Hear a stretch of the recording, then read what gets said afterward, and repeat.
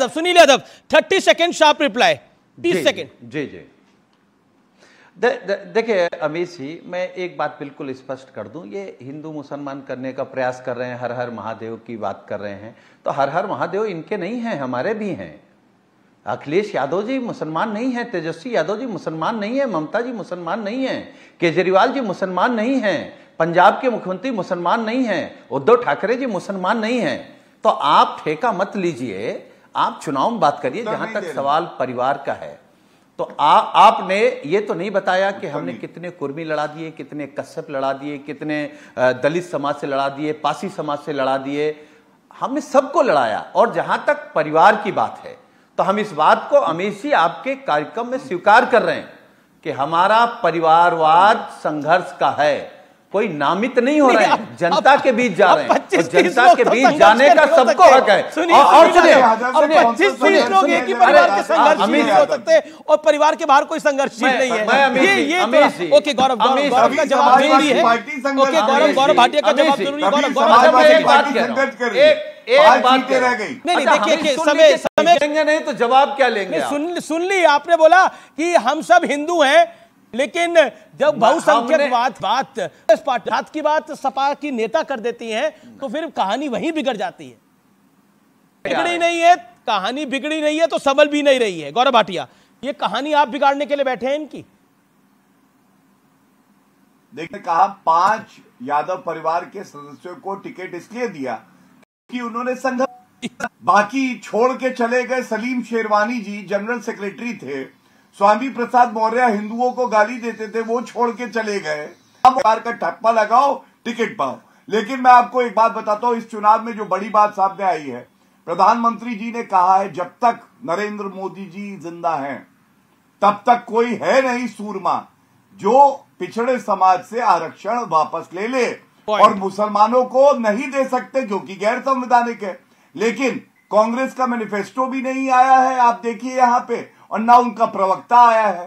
कांग्रेस का मैनिफेस्टो कहता है बहुसंख्यकवाद नहीं चलेगा। बहुसंख्यक कौन है? हिंदू। मतलब अमीर जी, आपसे नफरत, मुझसे नफरत, सबसे इनको नफरत है, लेकिन खुद को मुस्लिम पार्टी बताएंगे। एसडीपीआई आतंकवादी एक संगठन है, पीएफआई उसका राजनीतिक विंग है, उससे समर्थन लेंगे, वो सब ठीक है। तो देश की जनता ठान चुकी है, एनडीए को 400 पार सीट देनी है, और इन लोगों का सुपड़ा साफ करना है। ये परिवारवाद, भ्रष्टाचार। ठीक है, विवेक श्रीवास्तव जब प्रधानमंत्री बोलते हैं, उन्होंने हमारे इंटरव्यू में भी बोला कि जब मैंने 10 दिन पहले बोला, उसके बाद मीडिया को भी इस मामले को उठाना चाहिए था कि कांग्रेस के घोषणा पत्र में मुस्लिम लीग की छाप देखने को मिल रही है, उसके बाद हम वोट जिहाद का नारा देख रहे हैं जी। क्या कहना चाहते हैं? तो फिर तुष्टीकरण का आरोप लगता है, तो फिर बचेंगे कैसे जी? और फिर बीजेपी कहती है कि आप लोग जब आएंगे सत्ता में तो ओबीसी का आरक्षण कम करके उसको मुसलमानों में बांटेंगे, जैसा आपने अनडिवाइडेड आंध्रा में किया था, जैसा कर्नाटक में किया है। आम आदमी पार्टी आएगी, सपा आएगी, आरजेडी आएगी, कांग्रेस आएगी तो ये करेगी। जेपी नड्डा ने भी इसी बात को बोला। हाँ, कांग्रेस के घोषणा पत्र में जो कांग्रेस के घोषणा पत्र में लिखा हुआ है कि बहुसंख्यकवाद नहीं चलेगा, उसका एक इंटरप्रिटेशन है।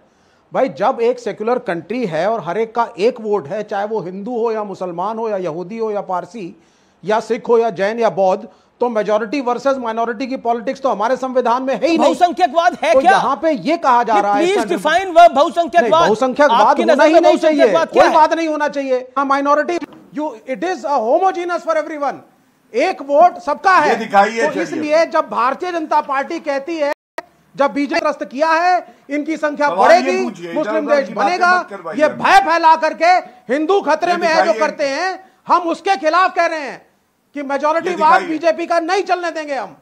ये हमारा मतलब है। इसका मतलब गौरव भाटिया हिंदू के हम खिलाफ पॉलिसीज बनाएंगे। गौरव भाटिया का रिप्लाई जरूरी है। गौरव भाटिया जी। देखिए, 2 ही सवाल पहले भाग में पूछ लेते हैं। पहला सवाल, बहुसंख्यकवाद गलत है, अल्पसंख्यकवाद गलत है, आपने कहा।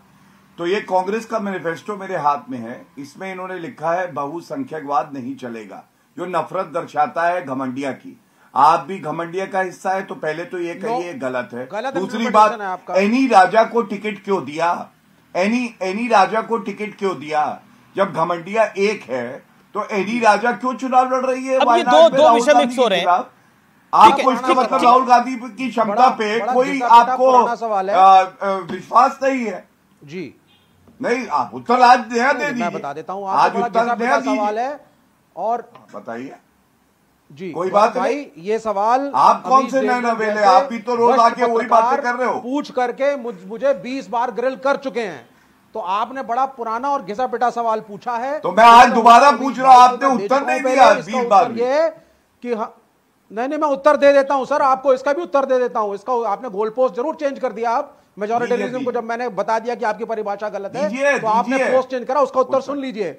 70 साल से कांग्रेस और लेफ्ट कुछ राज्यों में लड़ते आए हैं, हम केंद्र में इकट्ठे होकर के सरकार बनाते रहे हैं, क्योंकि इस वक्त सबसे बड़ा दुश्मन इस मुल्क का हम भारतीय जनता पार्टी को। अरे भैया, ये कॉन्स्टिट्यूशन को खत्म करने की बात है। मैं उत्तर दे दूं, लेकिन विवेक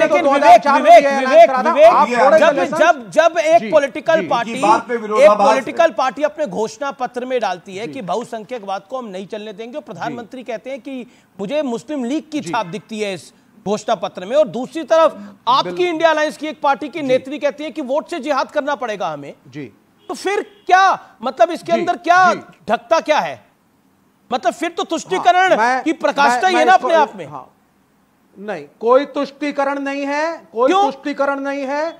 मैं 2 पॉइंट कहूंगा। पहला पॉइंट, जो गरीब है, जो नीडी है, हैव नॉट है, जिसमें दलित भी हैं, ओबीसी भी हैं, माइनॉरिटी भी हैं, तो फिर दे नीड स्पेशल अटेंशन। तो फिर शक होता है कि आप भी सरकार फिर जब बीजेपी सवाल खड़ा करती है कि अगर आप सत्ता में आएंगे और जब आप वोट के जिहाद की बात कर रहे हैं, जब बहुसंख्यकवाद को समाप्त करने की बात कर रहे हैं, जब आप सत्ता में आएंगे तो ओबीसी के आरक्षण में आप डेंट करेंगे, जैसा आपने अनडिवाइडेड आंध्रा में किया था, जैसे कर्नाटक में हुआ था, ये कर्नाटक में हुआ है जी। तो फिर ये सवाल खड़े होते हैं। आप सुन लें, ये नहीं, ऐसा कुछ भी नहीं होने वाला है। इनफैक्ट मुस्लिम समाज की स्थिति खराब है। ऑनरेबल प्राइम मिनिस्टर और ये गौरव भाई बैठे हुए हैं, इनकी सरकार ने भी पसमानदा मुसलमानों को एक इशू बनाया है, चाहे वो वोट की मलूक नागर, then I'll go to Priyanka ji. Malook नागर, पॉइंट ये है कि आप एनडीए के घटक दल हैं, लेकिन आरक्षण का मुद्दा सेंटर में है। एनडीए भी आरक्षण विरोधी है ऐसा ऑपोजिशन कह रहा है, और अगर ऑपोजिशन सत्ता में आएगा तो वो ओबीसी के आरक्षण में डेंट करके मुसलमानों को आरक्षण दे। अब आपका वोट बैंक तो दोनों है। देखिए, 2 बात हैं, ओबीसी भी और मुस्लिम भी। देखिए 2 बात है, तो फंस गए कैच 22 में। देखिए 2 बात हैं, अमित देवगन, 2 बात हैं। एक तो ये कि माननीय प्रधानमंत्री जो पूरे एनडीए के जो नेता हैं, और दूसरा जो आरएलडी है उसके जो नेता हैं या जो उसके संस्थापक रहे हैं चौधरी चरण सिंह।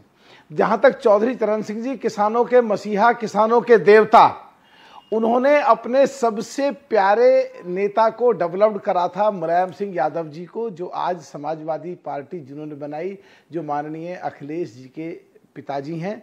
उन्होंने हमेशा पिछड़ों की, दलितों की लड़ाई लड़ी, किसानों की लड़ाई लड़ी, और आज जो आरएलडी पश्चिम में चुनाव लड़ी है, एक कैंडिडेट को बागपत से, एक सामान्य कार्यकर्ता को, राजकुमार सांगवान को चुनाव लड़ाया, वो पिछड़े समाज से हैं, जाट समाज से हैं। बिजनौर से जो चुनाव लड़ाया वो गुर्जर को, चंदन चौहान, वो भी पिछड़े समाज से हैं। और जो उत्तर प्रदेश में मंत्री बनाया अनिल कुमार को, वो दलित समाज से हैं। और जो माननीय प्रधानमंत्री देश की संसद में आके जब बोलते हैं कि मैंने इतने पिछड़े मिनिस्टर बनाए, इतने दलित मिनिस्टर मेरे बनाए, सवाल का आप जवाब दीजिए कि अगर आप शासन में आएंगे तो क्या आप आरक्षण को समाप्त करेंगे जो विपक्ष आरोप लगा रहा है? खत्म करने दो। अभी इस सवाल का जवाब दीजिए। गौरव जी ने आपको छेड़ दिया, आप गुस्से में बोलने नहीं दे रहा। मैं भी नहीं ऐसे नहीं, प्लीज मुझे खत्म करने दो, आधी मिनट में खत्म कर रहा हूं। बोलिए। नहीं, जो कांग्रेस की बात, मेरे में कोई गुस्सा नहीं है जी। यार बोलने तो देते नहीं है, बताओ क्या कर ले। प्लीज बोलने दो ना 1 मिनट। जी। देखिए, कांग्रेस अफवाह फैला रही है, पिछड़ों को दिया कुछ नहीं, राजेश पायलट धोखा दिया, सचिन पायलट धोखा दिया, और किसानों के मसीहा चरण सिंह जी को प्रधानमंत्री कुर्सी से 40 दिन में हटाया। और जब कांग्रेस सरकार में रही, पिछड़ों के और दलितों के तमाम पद, चाहे वो संवैधानिक पद हैं, चाहे नौकरियों में है, सब खाली पड़े रहे। डीओपीटी लॉ जस्टिस में स्टैंडिंग कमेटी में मेरे पास आंकड़े आते हैं, वहां 1947 से ठीक है प्रियंका।